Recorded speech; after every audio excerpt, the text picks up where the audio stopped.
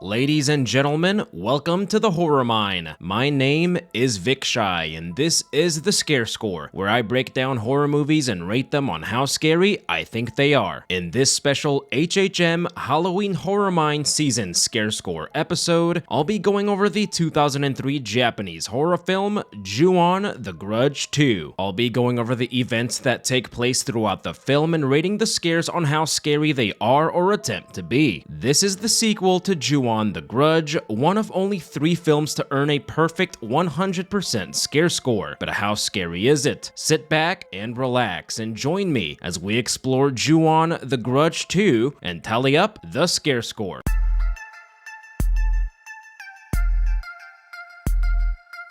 Our movie begins with the now iconic opening text explaining the deadly curse. Ju-on, a curse born of someone who dies in the grip of a powerful rage. It gathers in the places frequented by that person in their life, working its spell on those who come into contact with it and thus creating itself anew. The text seems to change with each translation of the film, but maintains the same core values of hustle, loyalty, and respect. In all seriousness, these opening texts always manage to send chills down my spine. The creepy background music adds to the sinister nature of the curse. We get a POV shot of a car driving into a tunnel with a radio broadcast letting us know it's 12:27 a.m., which is important for later. The car is occupied by a man named Masashi and his pregnant fiancée, our main character named Kyoko. The radio broadcast becomes eerily distorted and Kyoko turns it off. Kyoko is an actress known as the Horror Queen. There is a strange presence following the vehicle, which I believe to be the unseen embodiment of the curse itself. Masashi accidentally runs over a black cat that fans of the series will recognize as the Saeki family pet named Mar. Kyoko looks down and sees the small ghostly feet of Toshio Saeki. They drive away, still being followed by the curse. Toshio suddenly appears and is grabbing the steering wheel. He and Masashi fight over control of the car, and this just turned into the Fast and Furious Toshio Drift. The car crashes, leaving the couple unconscious. As Kyoko comes to, multiple handprints appear on the windshield and we hear a cat meow. Kyoko calls out to Masashi and discovers she is bleeding in an undesirable area for pregnant women. She screams out in horror and the film's title appears on screen. This is a decent opening scene, but not as scary or impactful as the previous film's opening. It does a good job introducing our characters and setting things into motion for the rest of the film. The first chapter is titled Kyoko. After the crash, Kyoko is in the hospital with her mother and has tragically lost her child. Masashi is in a coma and his parents apologize to Kyoko for what happened. She looks at her unconscious fiancé and Toshio appears out of focus. She opens the door and Toshio briefly touches her belly before disappearing. Alarmed by his appearances, she asks if her mother ever had another child. Her mom says Kyoko is her only child and that their family have only ever given birth to women. This leads Kyoko to believe that Toshio may be the ghost of her unborn child. Sometime later, Kyoko finds herself in a dark abandoned part of the hospital. The atmosphere is mildly creepy, but this turns out to be a shoot for one of her new movies. 5 high school girls walk into the room and one screams out in fear. The girl is Chiharu, Izumi's friend from the previous film. She's only an extra and wasn't supposed to scream. She saw something that scared her when looking at Kyoko's stomach and then passes out. Kyoko goes to the doctor and it turns out that she is still pregnant and healthy. She is taken aback by the shocking news and thinks about Masashi. She falls asleep and wakes up at night by the sound of her mother calling her name. She goes downstairs and finds her mother asleep in the living room with the door open. She shuts the door and sees Toshio and the reflection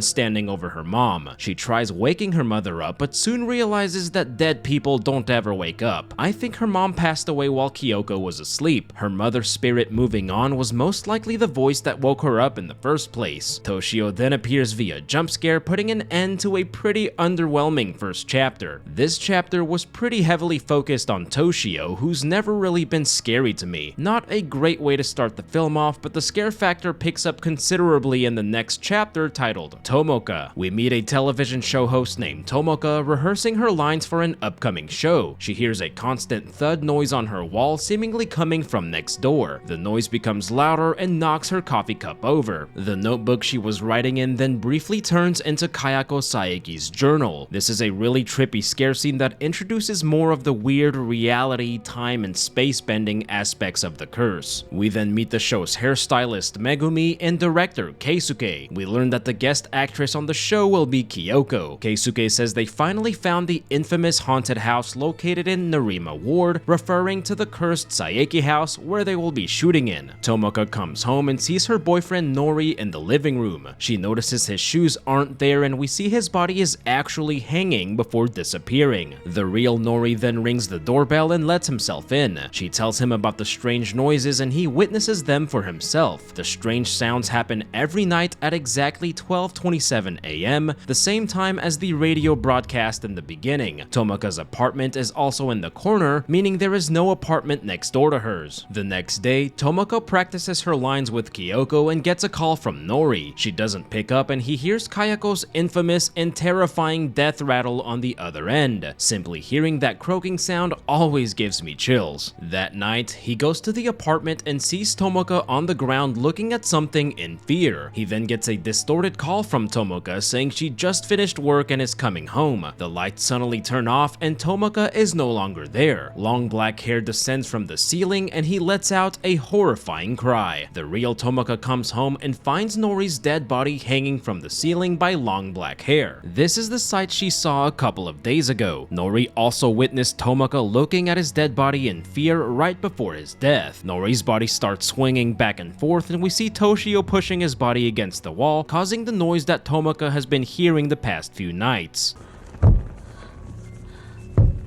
Kayako's head lowers from the ceiling and she wraps her hair around Tomoka's neck. Both of their bodies are now banging on the wall as Kayako's terrifying face is seen on the ceiling. Kayako is a great mom because she'll find ways to entertain her son even in death. The clock with the clown that sort of looks like Art the Clown displays 12:27 a.m. This was a great scare scene and a very solid chapter. It seems that the curse has become much stronger and sinister, almost toying with its victims before consuming them. The thud sound Tomoka heard were the sounds of her and Nori's dead bodies. They also died at the same time that Kyoko and Masashi's crash happened. The new and trippier aspects of the curse make it even scarier. The next chapter is titled Megumi and starts straight away inside of the cursed Saeki house. Megumi is helping Kyoko get ready and admits that she is a massive fan of hers. The choice to immediately start inside of the cursed house is interesting. In the first film, the house is portrayed in an otherworldly and sinister way. Here, the characters are casually going about their business, almost like the house is normal. This doesn't last very long as Megumi notices an odd dark spot on the ground. Dark spots are never a good sign in horror films or underneath my chair. Filming begins and Tomoka explains the events of the Saeki family tragedy. Keisuke then asks if Kyoko can act as if she feels something strange inside the house. As Kyoko describes the atmosphere inside the house, the sound guy hears a strange noise coming from her mic. The cast and crew are enjoying their lunch like they aren't having a picnic in the most cursed and diabolical place on earth. Kyoko has a chat with Megumi, who knows she's pregnant and gives her a charm for an easy birth. Keisuke says he thought the house would be scarier, which is kind of a cheeky way to say the house looks deceivingly.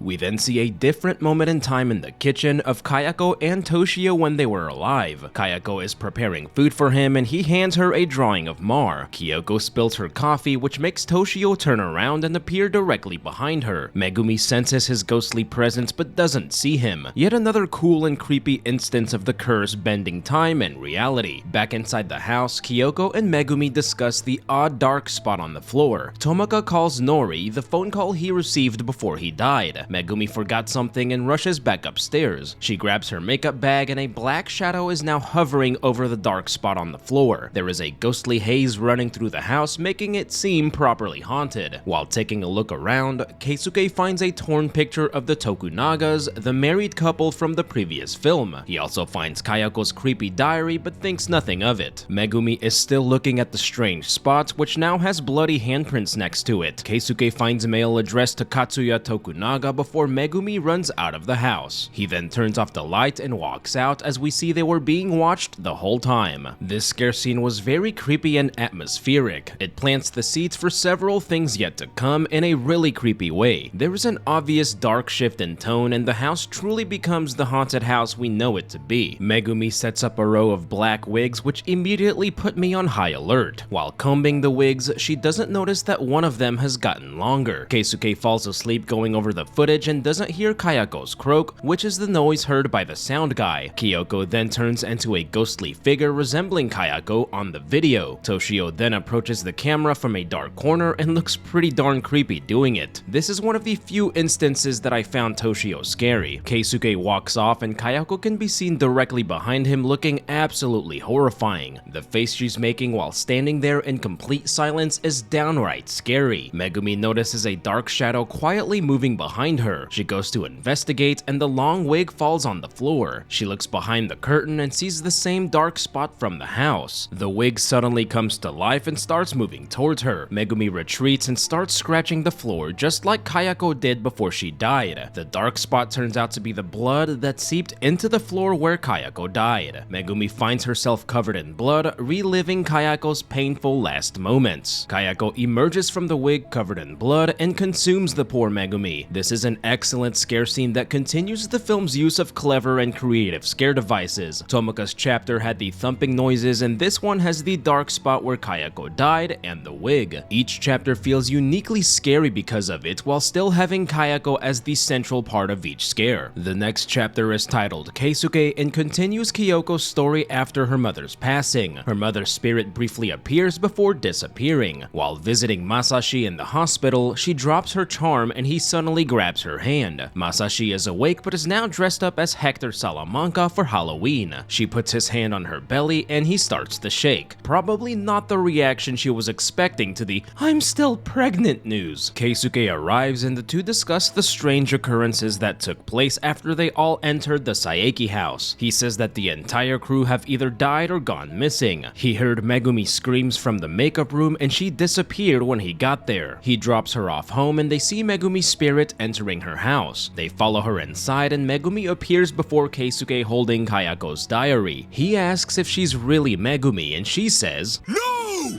This is Patrick!"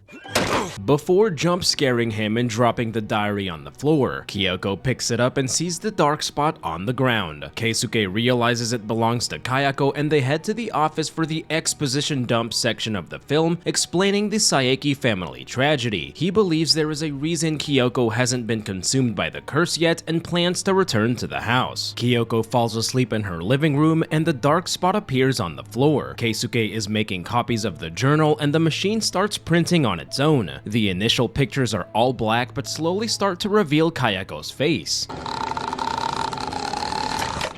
He shuts off the printer, and as he walks off, Kayako's massive face can be seen. This was a brief but terrifying scare scene. There was so much tension built up with each picture that came out of the printer in a scare that was expertly executed. Kyoko is still fast asleep as Megumi's spirit slowly emerges from the dark spot. She reaches out to Kyoko, but her mother's spirit saves her. A decent scare scene, but Megumi doesn't really work as an onryo for me because a ghost shouldn't wear a striped sweater. She heads back to the Saeki house and Kayako can be seen looking at her from the upstairs window. I think this is one of the few instances where Kayako appears in broad daylight and she is still scary. Kyoko tries entering through the front but the door is locked. She goes in through the back door and hears a girl yelling inside the house. The girl turns out to be Chiharu banging on the front door calling out to her friend Hiromi. Chiharu briefly turns around and screams as something looks like it's about to pop out of Kyoko's stomach. Kayako suddenly appears crawling down the stairs and Kyoko passes out. This is a pretty chaotic scare scene where Kayako is the only scary thing about it. There is a lot going on and it'll make more sense in the next chapter titled Chiharu. It took 2 films, but she finally got her own chapter, which isn't a good thing, by the way. We see the first-person view of Chiharu's soul traveling through time and space, and she appears inside of the cursed house. This view is similar but different from the one in the beginning, which was the curse making its way from victim to victim. Chiharu goes into the upstairs room where Kayako died, where the atmosphere is really chilling. She hears the noise of Kayako crawling in the attic and making her way down. As she looks in fear, Toshio is seen directly behind her. Chiharu runs out of the room and wakes up in bed. Speaking of nightmares, I had an absolutely horrible dream last night that my YouTube account was hacked again, but this time by a ghost. It was completely terrifying and felt very real. On her way to school, her friend Hiromi says her cousin got them roles as extras in the movie. As she walks, she suddenly finds herself transported back inside of the Saeki house. We hear Kayako dragging the plastic as she crawls, and the door opens. Kayako appears at the top of the stairs and emits her iconic death rattle. Chiharu screams out for help and finds herself on the bus with Hiromi. This is a good scare scene that does a good job in building atmospheric tension. The scariest aspect of the scene is hearing Kayako crawling towards her but not actually seeing her. Hearing Kayako's death rattle is always scary, but I'm not too fond of Kayako being all blacked out. Chiharu and Hiromi act out their part in the film, bringing us full circle to the scene from the beginning. Chiharu lets out an unscripted scream because she sees Toshio touching Kyoko's belly. She closes her eyes and finds herself back inside the Saeki house, which explains why she passed out. Hiromi is banging on the door from the other side, which is the moment Kyoko witnessed in the previous chapter. As Kayako gets closer, her death rattle gets louder and the door suddenly opens. Hiromi tells her to undo the latch on the door, and someone is seen behind her out of focus. Chiharu reaches out for help and rips Hiromi's necklace from her. She wakes back up on the bus and has Hiromi's necklace in her hand, which is also on Hiromi's neck. Instead of showing Hiromi the necklace and trying to explain the situation, she tells her not to go inside the house and retreats into the bathroom. Little does she know that the stall is already taken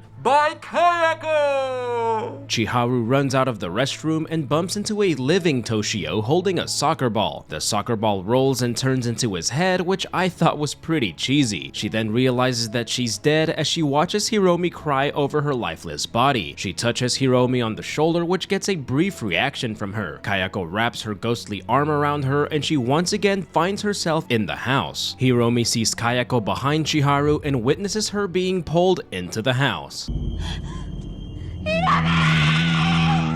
Hiromi then finds herself back in the park holding Chiharu's dead body and sees the necklace in her hand. It's a pretty trippy death as Chiharu essentially died in two places at different moments in time. She died in the park, and the curse transported her soul into the house where she was finally consumed by the curse. Hiromi was cursed from coming into contact with Chiharu and also went through the weird out-of-body experiences. This was a good chapter that had an odd pace because of the constant switching back and forth. I think having Chiharu teleport a couple times less would have made it more effective. The scariest aspect of the chapter is how much more menacing Kayako looks than before. It's definitely an upgrade from her look in the previous film, which was a cleaner and softer look. The final chapter is titled Kayako, so y'all know we're in for some scary shit. Keisuke goes to the Saeki house and sees the moment Chiharu is consumed by the curse. Hiromi takes off running and he goes inside the house. He finds Kyoko passed out inside and the easy birth charm next to her. Kyoko is taken to the hospital and goes into labor. As Kyoko gives birth, Masashi is on the roof of the hospital going a little crazy.